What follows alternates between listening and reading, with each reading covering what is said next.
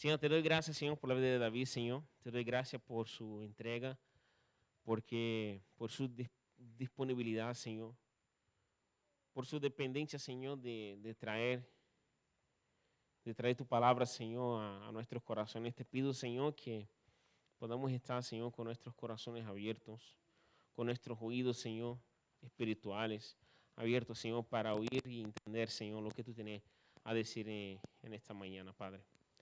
Te doy gracias también, Señor, por la vida de los niños que están pasando ese tiempo allí, Señor, que tú les bendigas, Señor, que ellos puedan estar, pues, aprovechando lo máximo y puedan estar, Señor, acercándose a ti también, Señor, y que ellos puedan entender quién eres tú, Señor, y cada día más, Señor, acercarse más a ti, Señor.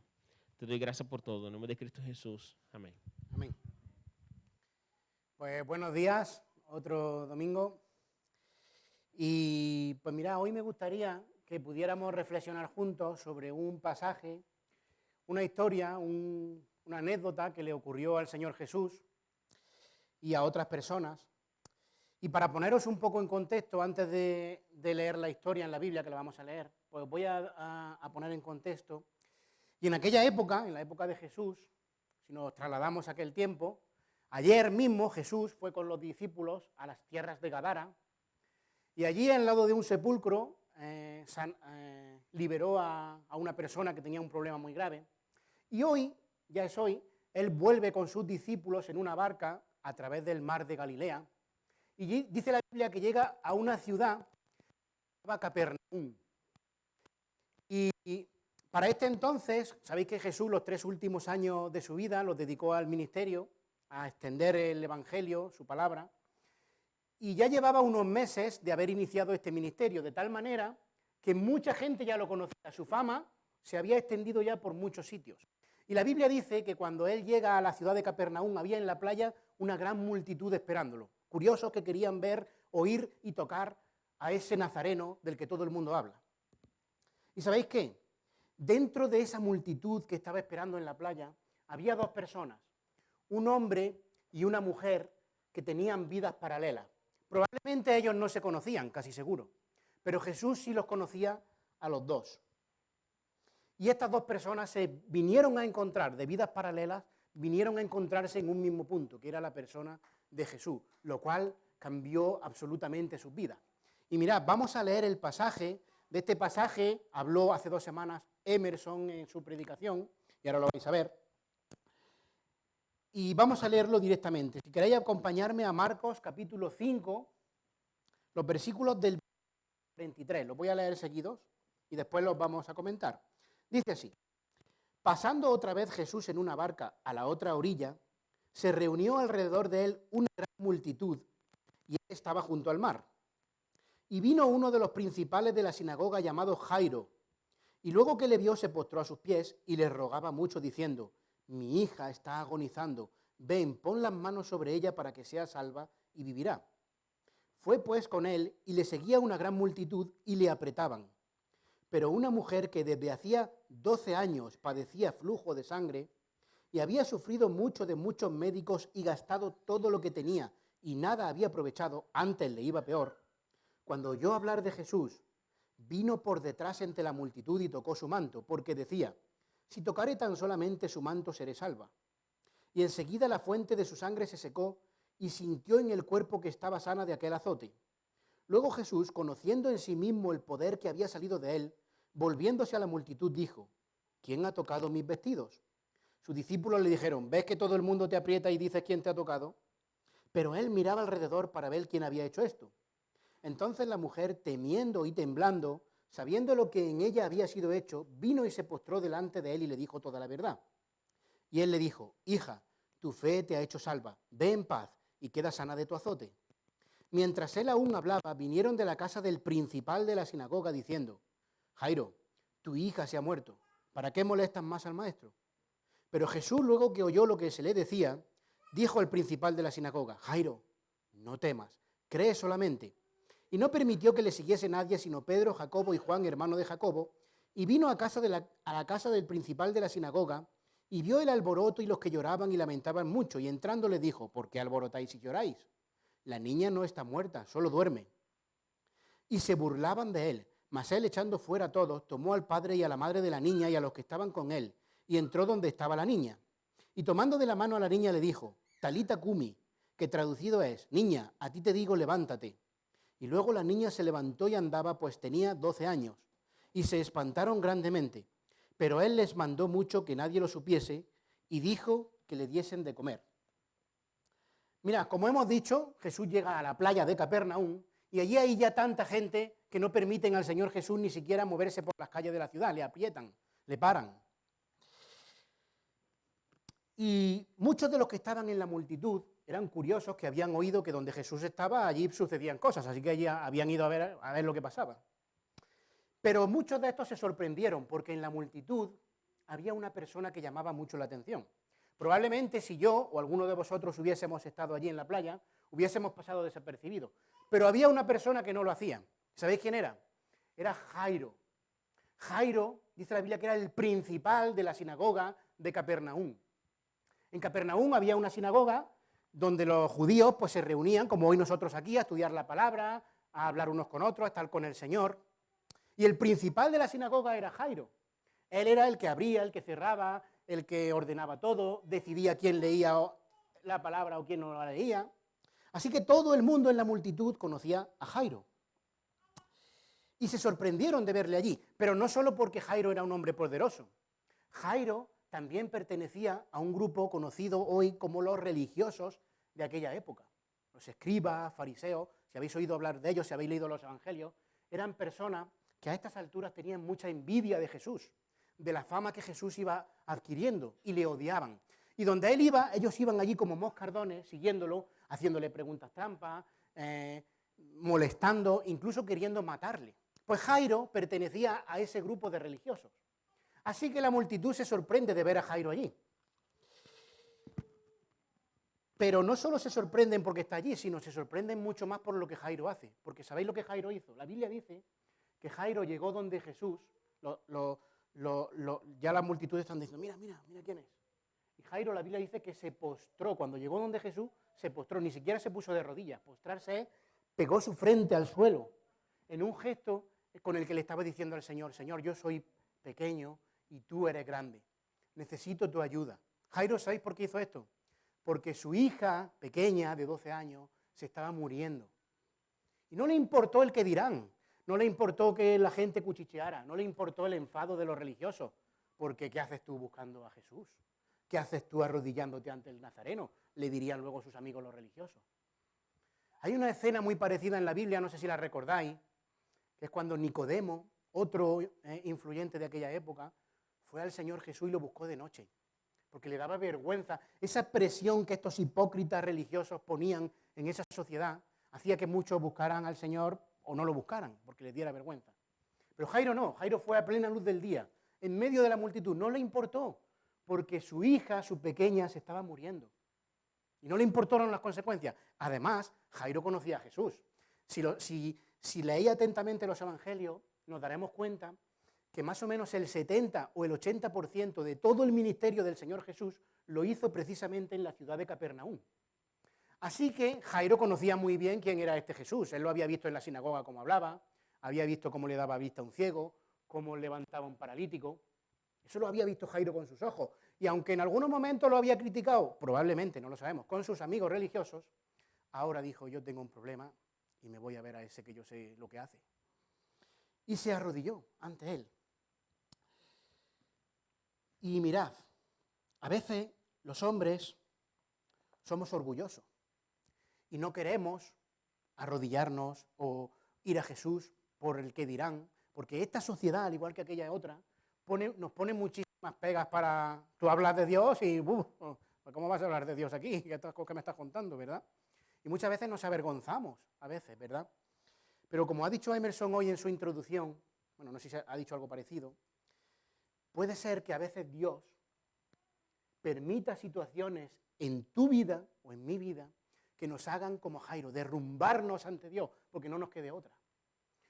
¿Vosotros creéis que Jairo hubiese hecho ese gesto si su hija no se estuviera muriendo? Probablemente no. Y Dios no lo quiera, pero si Dios tiene que derrumbar tu corazón, pues bienvenido sea.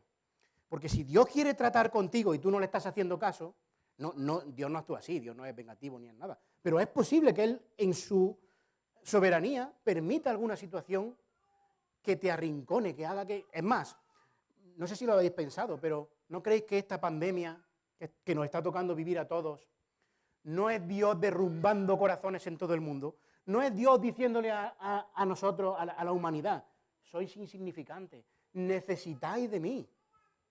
Yo lo creo así. Pues bien, Jairo se olvida del temor del hombre y dice, me da igual, 8 que 80, yo necesito hacer algo por mi hija. Y se arrodilla ante Jesús, se postra.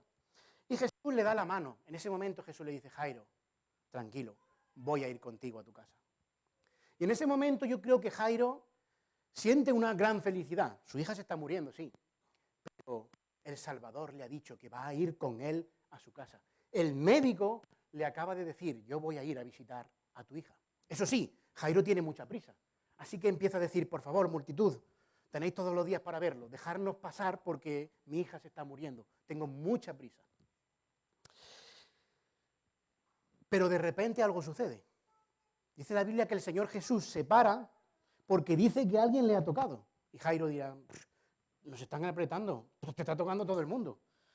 Mirad, ¿quién me ha tocado? Dice el Señor. El versículo 24 del capítulo 5 de Marcos dice, fue pues con él, Jesús fue con Jairo, y le seguía una gran multitud de tal manera que le apretaban. En el versículo 31, los discípulos le dicen a Jesús, Jesús, ¿ves que la multitud te está apretando y tú preguntas que quién te ha tocado? Mira, pero Jesús dice, yo no me muevo de aquí hasta que no sepa quién me ha tocado. Hasta ahora mismo estamos viendo un poquito de la vida de Jairo, pero ahora aparece en escena otra mujer, esa de la que hemos dicho que tenía vida paralela con Jairo. Mira, esta mujer no pudo hacer como Jairo, no pudo ir delante de todos y arrodillarse ante Jesús, no. Esta mujer tuvo que ir a escondidas y por la espalda. ¿Sabéis por qué? Mira, en primer lugar, y esto espero que se entienda en el contexto de aquella época, la primera razón es porque era una mujer. En aquella época la mujer era tremendamente infravalorada, cosa que también se habló hace unas pocas predicaciones, y el Señor Jesús va a dar una solución a ese problema social tan grande que tenía esta mujer. Pero era una realidad, era una mujer. En segundo lugar, como bien decís, esta mujer tenía una papeleta mucho peor que la de ser mujer en aquella época. Esta mujer, dice la Biblia, que tenía en el versículo 25, mirad, dice la Biblia, pero una mujer que desde hacía 12 años padecía de flujo de sangre. Esta mujer tenía una enfermedad, era una especie de menstruación que no cesaba. Y esto era un problema, porque en el Levítico ellos tenían unas reglas, en el libro de Levítico hay una ley que les decía a los judíos de aquella época que cuando la mujer tenía la menstruación, ella tenía que apartarse de la sociedad, salir del pueblo durante 7 días, después tenía que limpiarse muy bien y después ya podía volver otra vez a la sociedad. Así que mirad, esta mujer en un momento dado ve que le pasa eso y se va al médico, y el médico intenta ayudarle y dice, mira, pues lo siento mucho, pero no sé qué te pasa. Vas a tener que despídete de tus hijos, de tu familia, de tus vecinos, y por un tiempo vas a tener que salir. Pero llevaba ya 12 años, dice la Biblia. 12 años desde aquel día en que había abandonado su casa, ya no podía ir a la sinagoga a aprender de Dios, no podía sentarse en la puerta con las vecinas a criticar a otras vecinas, no podía estar con su marido, con su hijo. Imaginaros la situación que esta mujer tendría. Era una situación muy difícil. Y estaría rota por dentro. Estaba rota su relación con su familia, con la iglesia, porque no podía ir a la sinagoga. Y yo he pensado, cuando estaba estudiando esto, digo, eso es algo parecido, lo que esta enfermedad hacía con esta mujer, es algo parecido a lo que el pecado hace con nosotros. Porque si os fijáis, el pecado nos rompe a nosotros por dentro, rompe nuestras relaciones y por supuesto nos aleja de Dios.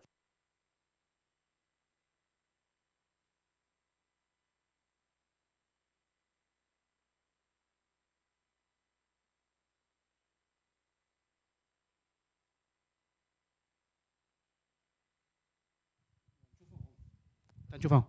Tuvieron que vivir el asesinato de que un hijo matara a otro de sus hijos. Imaginaros, como no estarían de roto. Cuando ellos pecaron, Dios les dijo, hasta ahora hemos estado de tú a tú aquí en el jardín, pero a partir de ahora, lo siento mucho, tenéis que abandonar este hermoso lugar. Ya no hay esa cercanía que había entre nosotros. Y eso es lo que hace el pecado con nosotros, ¿verdad? Pero es que esta mujer tenía, la verdad que es increíble, porque peor todavía. El versículo 26 nos dice que había sufrido mucho de muchos médicos, había gastado todo lo que tenía y no solo no le había gastado, sino que estaba peor. Esta mujer había ido a un médico, había cogido los ahorros de su familia, no sabemos si serían muchos o pocos. Se había ido a un médico, había hecho lo que le había dicho. Se había ido a otro, había hecho lo que le había dicho. Se había gastado todo, estaba en la ruina y aún así no podía volver ni a su casa, ni a su ciudad, ni a nada. Pero el versículo 27, mirad lo que dice el versículo 27, dice, pero cuando oyó hablar de Jesús, y eso lo cambió todo, cuando ella oyó hablar de Jesús, dijo, yo voy a hacer una locura.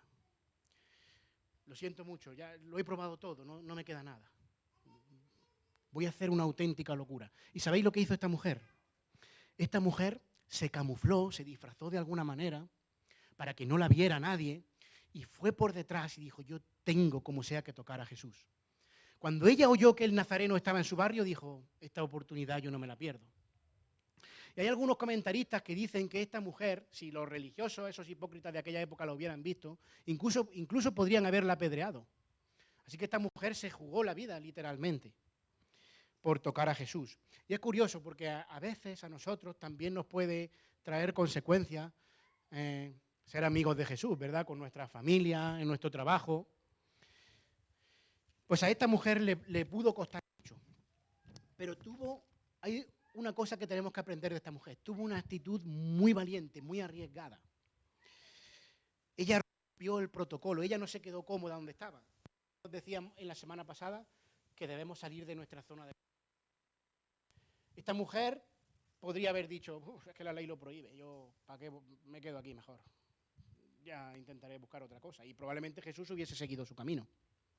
Pero no, esta mujer no se quedó en su zona de confort. Esta mujer dijo, hay muchos obstáculos que me impiden tocar a Jesús, pero me los voy a llevar todos por delante. Todo lo que me estorba en esta vida para llegar a Jesús, yo lo voy a sortear y lo voy a tocar. Y eso es lo que decidió hacer esta mujer. Esta mujer se jugó el todo por el todo. Esta mujer dijo, si me sale mal, probablemente será mi último día, pero no me importa. Voy a tocar a Jesús. Si Jesús hubiese sido un farsante, pues hubiera muerto. Pero otra cosa que hizo esta mujer, primero la actitud arriesgada, segundo, tuvo fe. Pero no una fe cualquiera, sino una fe que la salvó. Hay varios tipos de fe. Hay mucha gente que cree en Dios y dice, sí, algo hay. Llámalo energía, llámalo como quieras, pero algo hay. Y eso nos salva. Pero esta mujer confió en la palabra de Dios y eso le salvó la vida. Mirad, las multitudes tenían fe en que algo iba a pasar. La multitud decía, allá donde va ese nazareno, pasan cosas. Vamos a ir a ver qué pasa. Y eso es fe, pero a la multitud no le salvó eso. Sin embargo, esta mujer tuvo fe en Jesús y apostó su vida. Y le salió bien. Y debemos imitar a esta mujer. También quiero decir otra cosa. Este pasaje en algunas ocasiones se utiliza de alguna manera, y quiero que me entendáis bien, para manipular a los creyentes o a las personas porque les dice, si tienes fe, te va a ser hecho. Si tú tienes fe, decláralo y dilo y ya es tuyo. Y yo quiero decir que yo no estoy de acuerdo con eso. En última instancia, las cosas no se obtienen por nuestra fe, se obtienen por la soberanía de Dios. Es más, tú puedes tener fe en algo y no será la voluntad de Dios. Por eso cuando oramos, debiéramos hacer como Jesús. Jesús, en su última noche, si recordáis, él oraba y decía, Señor, yo no quiero mañana morir así de esa manera. Si puede ser, que pase. Pero dijo, pero me atengo a tu absoluta voluntad. Y al final la voluntad de Dios no fue hacerle caso a Jesús en esa oración, ¿verdad? Y él oraba con fe. Entonces tenemos que entender eso. Y bajo este precepto de si tú oras con fe lo vas a conseguir, hay parejas de jóvenes sufriendo porque le han dicho, no, como no oras con fe no tienes un bebé. Entonces eso es un error. Debemos orar con fe, por supuesto, como esta mujer, pero también debemos someternos a la soberanía de Dios, que es en última instancia el que decide. Así que esta mujer tuvo muchísima fe. Y Jesús notó que había salido poder de él. Y yo me he preguntado, ¿cómo puede ser? Si lo tocaba tanta gente, ¿por qué notó? Ni siquiera le tocó a él, le tocó su ropa. ¿Por qué lo notó? ¿Sabéis por qué? Porque esta mujer tocó a Jesús de una manera diferente. La multitud lo tocaba de una manera y esta mujer lo tocó de otra. Y esto es algo muy serio porque nos tiene que hacer que reflexionar a nosotros. Porque ¿cómo estás tocando tú al Señor? ¿Como la multitud o como la mujer? Porque si tú vienes aquí cada domingo y cantas 3 canciones y echas a la ofrenda y escuchas la predicación pensando que ahora te vas al chino que a ver si acaba ya, pues entonces estás tocando a Jesús como lo tocaba la multitud. Pero nosotros debemos imitar a la mujer y debemos tocar a Jesús sin importar las consecuencias, sin importar nada. No necesitamos cantarle a Dios, necesitamos adorar. Necesitamos leer su palabra como que es su palabra. A veces la tenemos tan aquí que la minusvaloramos, pero es la palabra de Dios. Y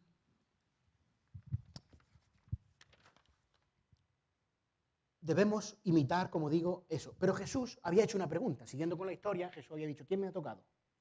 ¿Acaso no sabía Jesús quién le había tocado? ¿Por qué Jesús hace esta pregunta? Mira, la Biblia dice, mira, vamos a leer los versículos 30, 31 y 32. Dice, luego Jesús, conociendo en sí mismo el poder que había salido de él, volviéndose a la multitud, dijo, ¿quién me ha tocado mis vestidos? Sus discípulos le dijeron, ¿ves que la multitud te aprieta y dices quién te ha tocado? Pero él miraba alrededor para ver quién había hecho esto. Mira, yo creo que por 2 razones Jesús quiere descubrir a esta mujer.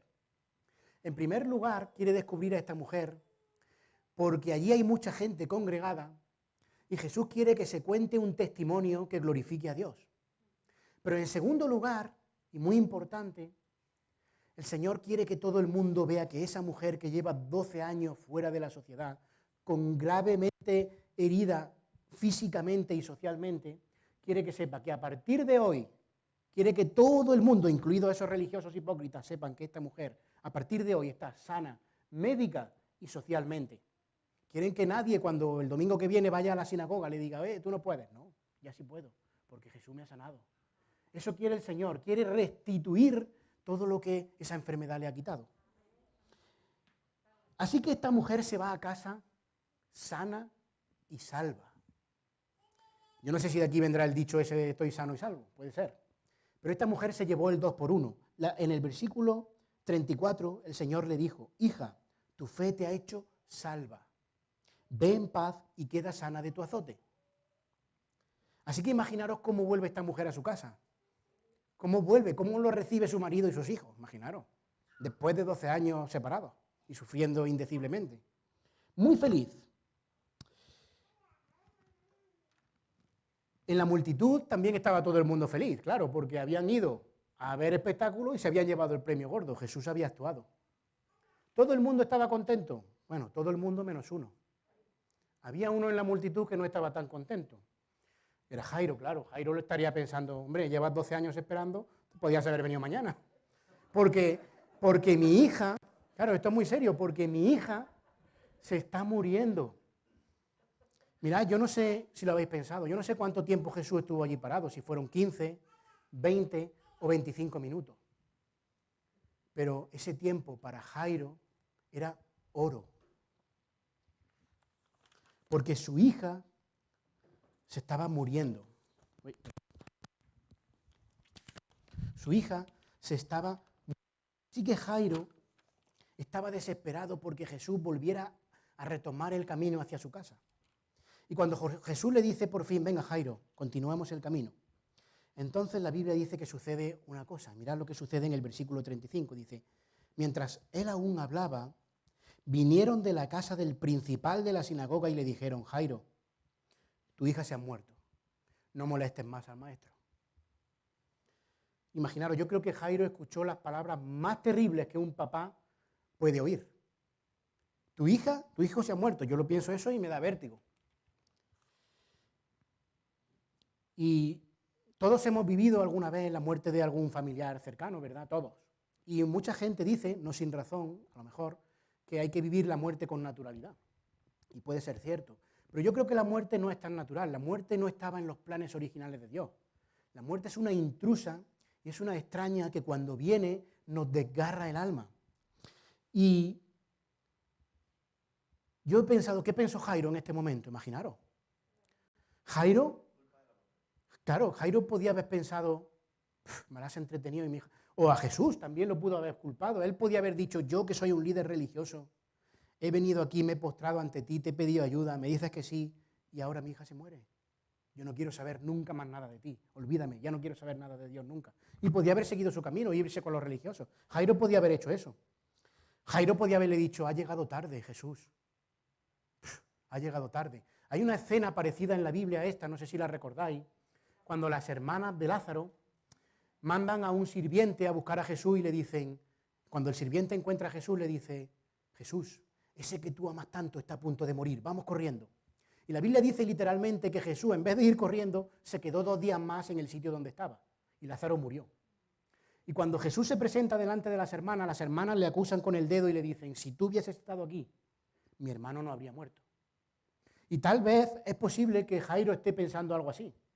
Si no te hubieras parado con esta mujer, a lo mejor hubiéramos llegado a tiempo, ¿verdad? ¿Creéis que Jesús llegó tarde? Si algo nos enseña la Biblia y debe darnos tranquilidad es que Jesús nunca llega tarde. Nunca llega tarde. Mirad, ¿creéis que Jesús no sabía quién le había tocado el manto?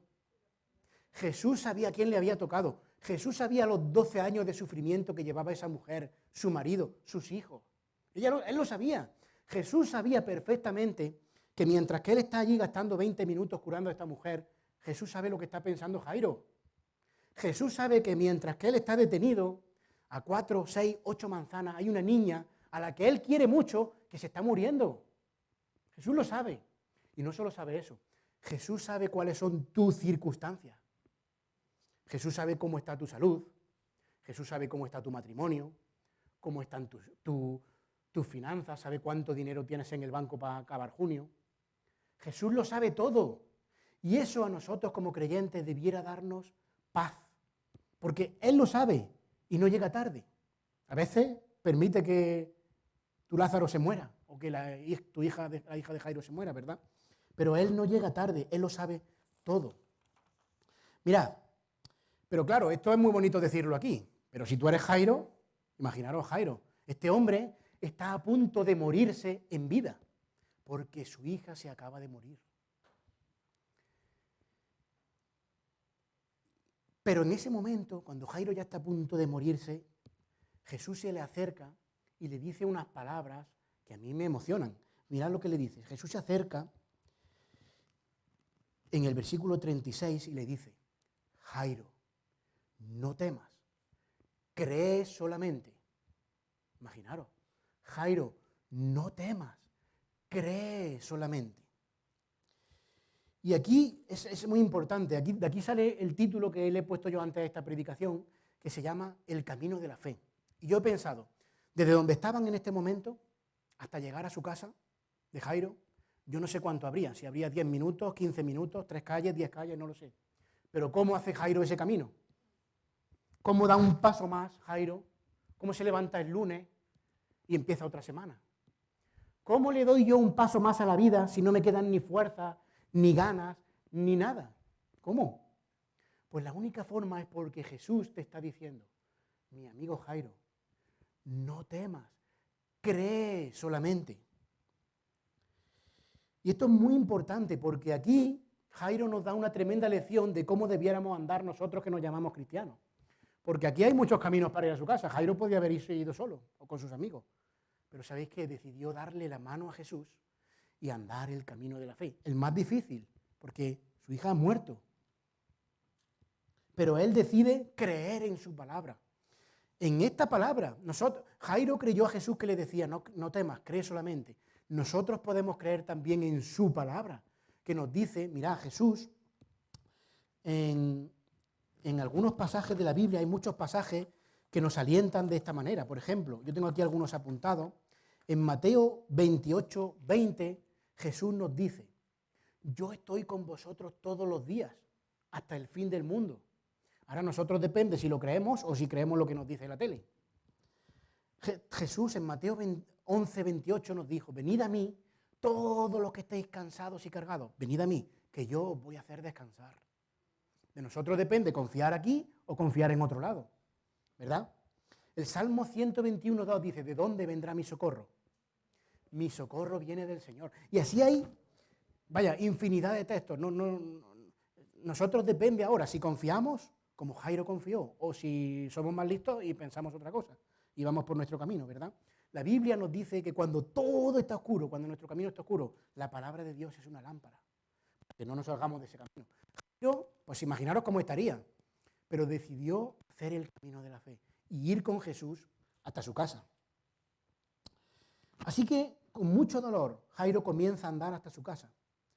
Y cuando él está a punto de abrir la puerta y encontrarse con su peor pesadilla, hay una escena un poco surrealista y nos informa de que había muchísimo alboroto allí en la casa. Y esto nos da a entender que Jairo era una persona con dinero. En aquel tiempo había un oficio que eran los lamentadores, las plañideras. Cuando alguien se moría, le pagabas a alguien para que llorara.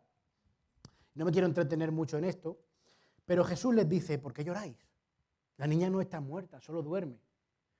Y se burlan de él, se burlan de Jesús. Pero Jesús los echa a todos, solo permite que pase el padre y la madre y algunos discípulos, y hace con la niña una cosa increíble. Jesús, la Biblia es curioso, cuando habla de la muerte de los que han confiado en él, le llama que están dormidos, porque algún día se van a despertar con él, ¿verdad?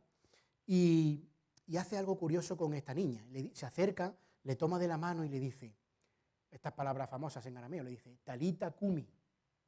Y los comentaristas dicen que los papás de esta niña reconocieron esa frase al momento. Porque eso es lo que los papás le decían a sus niñas por las mañanas, a sus niños, para que se levantaran. Talita Kumi, venga, que ya es de día, levántate. Yo cuando mis hijos vamos al colegio me acerco y le digo, Dani, le doy un besito, venga, vamos al cole. Si ya no se levanta, le digo, Dani, y va subiendo el tono.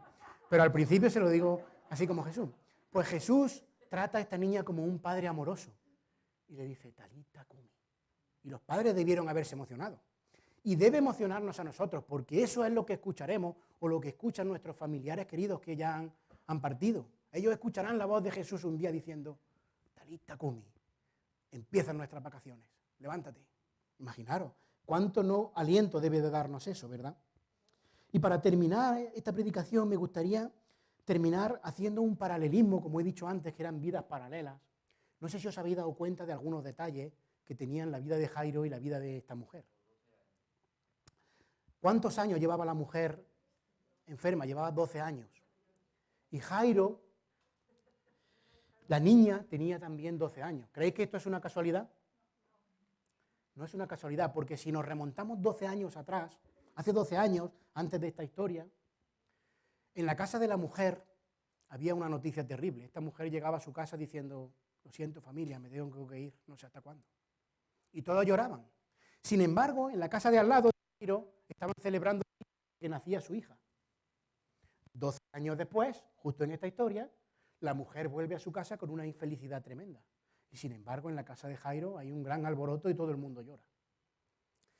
Y la vida, aquí a este lado de la eternidad, es así. Eclesiastés dice que hay momentos para llorar, para reír, para enterrar, para hacer fiesta. La vida, yo no sé en qué momento estás tú, si estás en un momento bueno o si estás en un momento malo, no lo sé. Pero aquí nos ha tocado vivir de esta manera. Otra cosa que tenían en común estos dos personajes es que los dos decidieron buscar a Jesús. Uno lo hizo abiertamente de todos, otro lo hizo a escondidas. Y debemos imitar eso que estos hicieron. Yo no sé si tú conoces ya o no al Señor. Yo no sé si tú, como esta mujer, has tocado ya al Señor o no lo has tocado. Puedes hacerlo aquí públicamente o puedes hacerlo en tu cuarto esta noche a escondidas. Pero derrúmbate ante el Señor Jesús. Porque eso cambiará tu vida. Mirad, muchos de los que estamos aquí o por internet tenemos vidas paralelas. Unos de una manera, otros de otra. Pero muchos tenemos en común que un día Jesús nos cambió la vida. ¿Cómo sería nuestra vida si Jesús no nos la hubiera cambiado, ¿verdad? Como hemos cantado.